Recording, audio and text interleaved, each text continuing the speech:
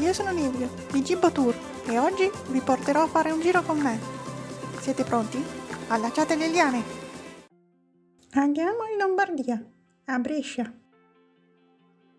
Queste saranno le tappe della nostra gita. Lasciamo l'auto al parcheggio gratuito Castellini e passiamo da Piazzale Arnaldo, su cui affacciano il mercato dei grani, con le sue 20 arcate, e il monumento ad Arnaldo da Brescia, frate del XII secolo che predicava la povertà, lottando contro la corruzione del clero. Andiamo a vedere la Pinacoteca, con il suo notevole patrimonio artistico, da Raffaello ad Hayez a Canova. Percorriamo via Gallo e all'incrocio con via Trieste troviamo l'antica insegna dorata con baldacchino del Bue d'Oro.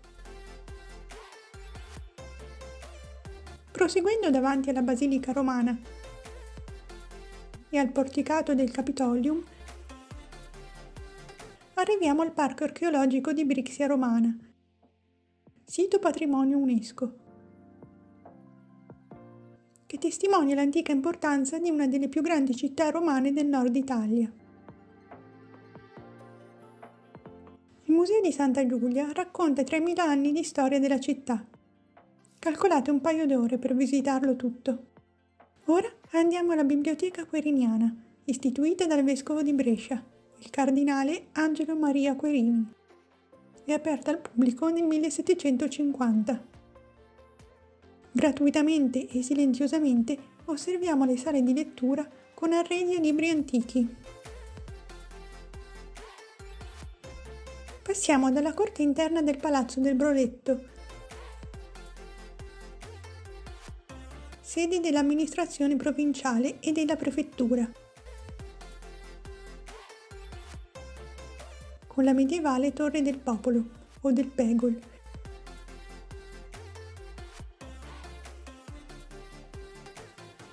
I buffi mascheroni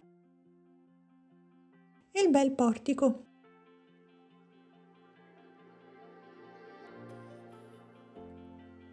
Arriviamo in piazza Paolo VI, il cuore della città, su cui affacciano il Duomo Nuovo o cattedrale estiva di Santa Maria Assunta, con la sua cupola di 80 metri d'altezza, terza in Italia per grandezza, e il Duomo Vecchio o concattedrale invernale, chiamato anche la Rotonda. Al suo interno, della particolare forma circolare, si trovano il sarcofago in marmo rosso di Berardo Maggi, vescovo e primo signore di Brescia, e i mosaici originali della basilica paleocristiana su cui sorge l'edificio. Passiamo dalla particolare chiesa di San Faustino in riposo e arriviamo alla piazza della Loggia, che prende il nome dal rinascimentale palazzo del comune.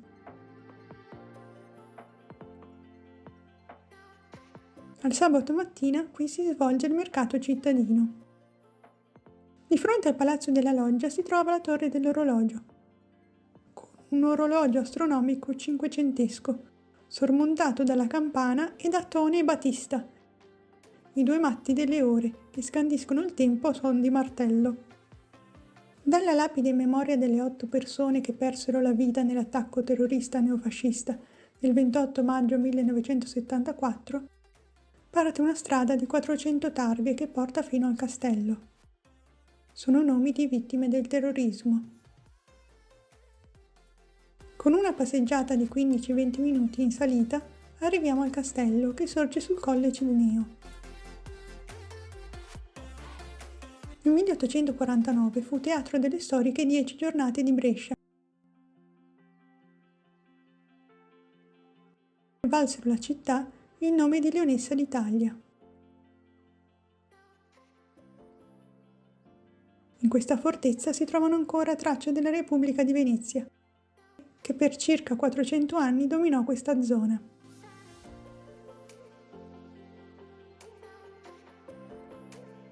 L'ingresso al castello è gratuito. Si può girovagare liberamente nella vasta area. Tra torri, giardini e belvedere.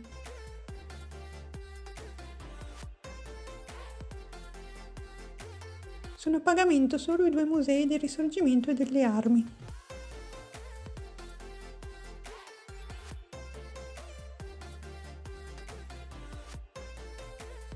Torniamo in centro città.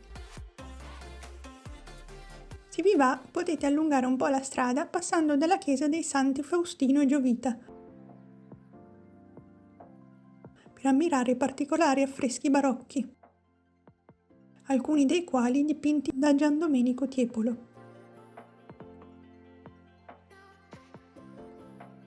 Tappa successiva, Torre della Pallata, di origine medievale, con orologio e merli in cotto aggiunti a metà 1400. Alla sua base si trova la Fontana dei Fiumi.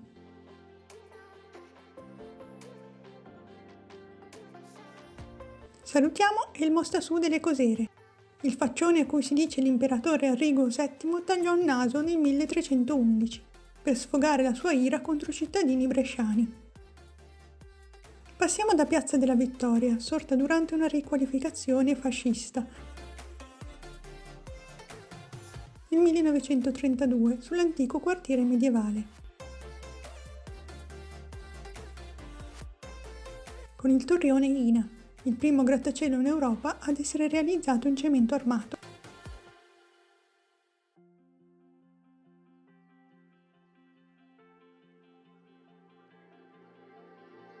Proseguiamo per Piazza del Mercato,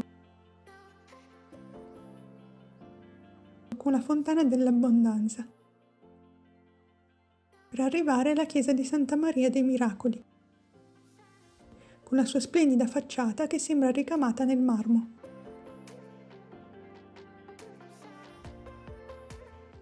Un'opera di scultura eccezionale del 1500, con un alto livello tecnico e culturale.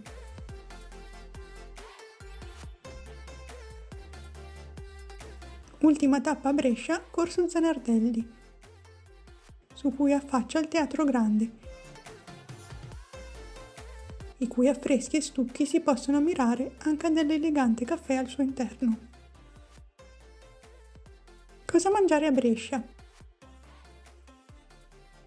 Il casonsei, ravioli ripieni di formaggio, uova, ricotta e carne, la polenta taragna, lumache, rane, trippa e minestra di erba di campo.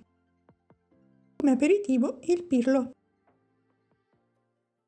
Qui finisce la nostra visita. Iscrivetevi al canale Gibbo Tour per nuovi itinerari. Potete seguirmi anche su Instagram e Facebook per rimanere sempre aggiornati sulle curiosità di viaggio. Siete pronti? Adagiate le liane!